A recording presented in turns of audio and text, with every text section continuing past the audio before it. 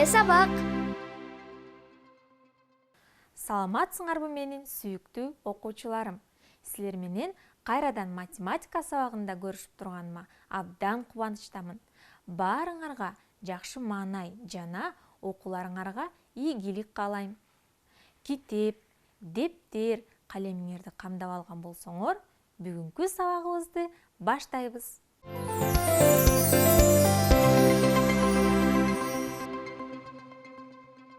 Балдар, карагылачы, жаркырап күн тийип турат. Ай, күндүн нурун булуттар келип тосуп калды. Эми эмне кылабыз? Байкагылачы балдар, булуттардын үстүндө эмне жазуулар турат? Туура, көбөйтүүнүн жадыбалына карата суроолор бар экен. Келгиле, жоопторун таап көрөлү. 7 менен 5-тин көбөйтүндүсү канча болот? 35. Азаматсыңар балдар. Демек, туура жооп берсеңер, булуттар кетет экен. 6 менен 5-тин көбөйтүндүсү 30. 5 менен 7-нин көбөйтүндүсү 35. 7 менен 7-нин көбөйтүндүсү 49. Азаматсыңар балдар. 7 менен 8-дин көбөйтүндүсү 56. 8 менен 9-дун көбөйтүндүсү канча болот?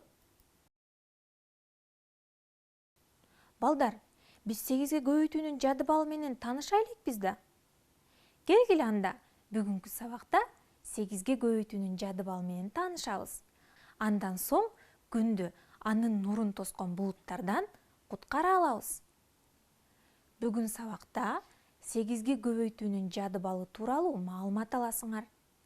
Жадыбалды пайдаланып, тапшырмаларды аткарасыңар.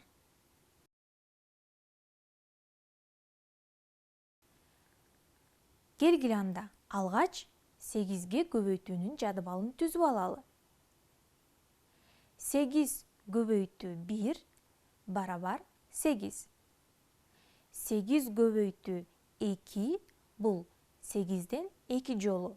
8 кошуу 8 барабар 16. 8 көбөйтүү 3 барабар 8 кошуу 8 кошуу 8. Байкагыла, 8ден 3 жолу барабар 24. Калгандары дагы ушундай тартипте кетет. 8 көбөйтүү 4 барабар 32. 8 көбөйтүү 5 барабар 40. 8 көбөйтүү 6 48. 8 көбөйтүү 7 56. 8 көбөйтүү 8 64. 8 көбөйтүү 9 72. 8 көбөйтүү 10 80. Балдар, ар бир көбөйтүндү кийинкисинен 8ге чоң. Мына балдар, 8ге көбөйтүүнүн жадыбалын түзүп алдык. Эми дептериңерди ачып, калемиңерди алгыла. Темага карата тапшырмаларды чогуу аткарабыз.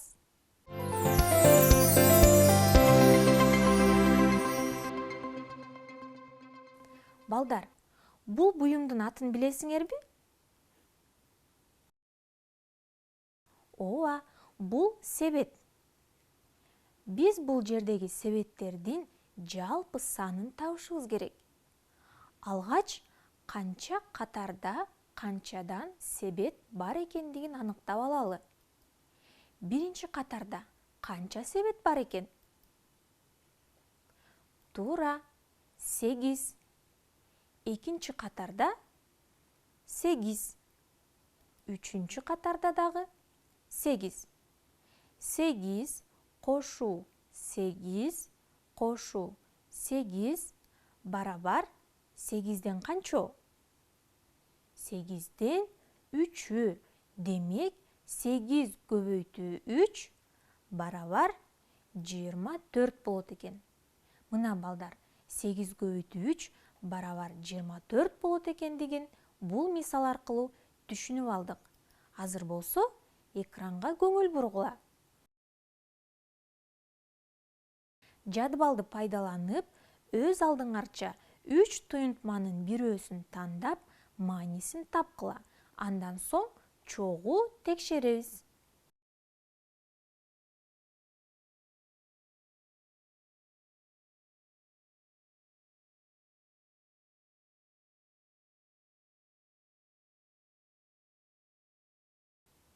Келгиле балдар, эми текшерип көрөлү.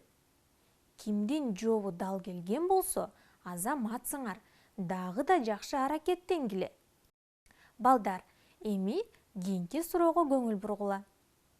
3 катарда 8ден чымчык конуп турат. 12 чымчык учуп кетсе, канча чымчык калды? Балдар, дагы бир жолу кайталап окуйм. Көзүңөрдү жумуп, элестетип көргүлө. 3 катарда 8ден чымчык конуп турган. 12 чымчык учуп кетти. Канча чымчык калды? Азаматсыңар балдар, маселени түшүндүңөр деп ойлойм. Балдар, анда байкагыла. Бул 3 туюнтманын кайсы бири маселенин чыгарылышы боло алат? Бирөөсүн тандап, маанисин тапкыла.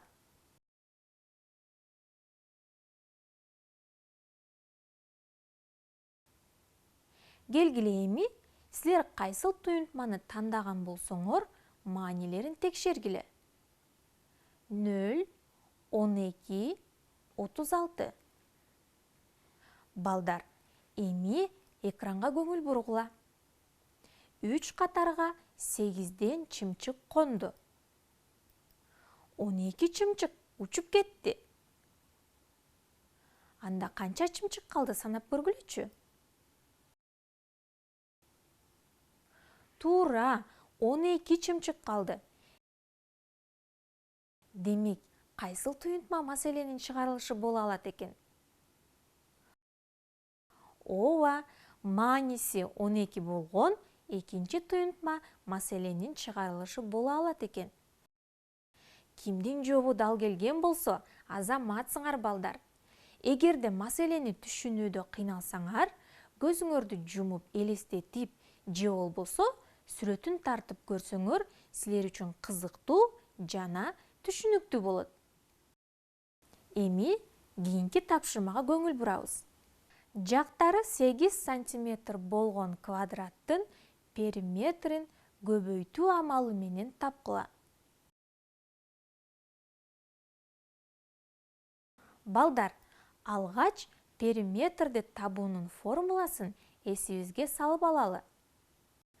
P барабар AB кошуу BC кошуу CD кошуу DA. Эми формулага таянып, өз алдыңарча периметрди тапкыла.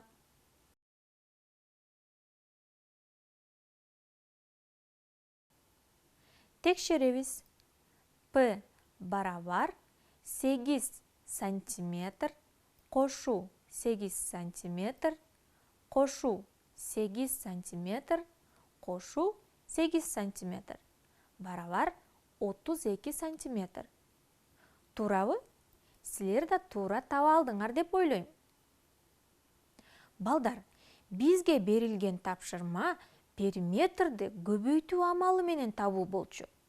Силер кандай ойлойсуңар? Көбөйтүү амалы менен табууга болобу?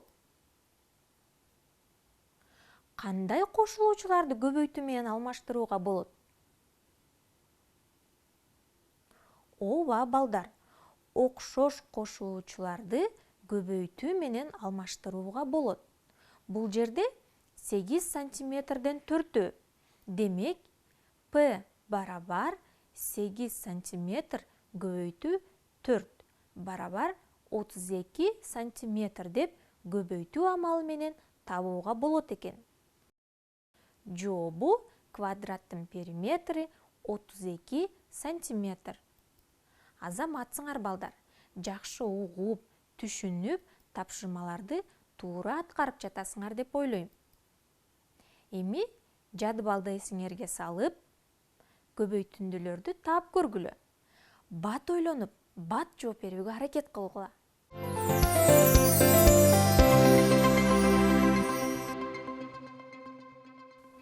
Сегиз менен 6-нын көбөйтүндүсү 48. 8 менен 7-нин көбөйтүндүсү 56. 8 менен 3-түн көбөйтүндүсү 24. 8 менен 5-тин көбөйтүндүсү 40. 8 менен 1-дин көбөйтүндүсү 8. 8 менен 9-дун көбөйтүндүсү 72. 8 менен 0-дун көбөйтүндүсү 0. 8 менен 2-нин көбөйтүндүсү 16. 8 менен 4-түн көбөйтүндүсү 32. Азаматсыңар балдар. Бат ойлонуп, жооп бере алдыңар деп ойлойм. Эгерде ким көбөйтүндүлөрдү табууда кыйналган болсо, сөзсүз өз алдыңарча жадыбалды жаттап машык кыла. Балдар, мына эми силер 8ге көбөйтүүнүн жадыбалын билесиңер. Келгиле эми булуттагы суроого жооп берели. 8 менен 9-дун көбөйтүндүсү канча болот? 72. Азаматсыңар. Мына эми күнүбүз кайрадан жаркырап, нурун чача баштады. Себеби бүгүнкү сабакта 8ге көбөйтүүнүн жадыбалын үйрөндүңөр. Жадыбалды пайдаланып, көптөгөн тапшырмаларды аткардыңар. Силер үчүн кызыктуу жана пайдалуу болду деп ойлойм. Менин сүйүктүү окуучуларым, ар дайым жакшы билим алууга, алган билимиңерди турмушта колдонууга аракет кылгыла. Мен силер менен бир сабак бою бирге болгонума абдан кубанычтамын. Кийинки сабактарда көрүшкөнчө саламатта калгыла.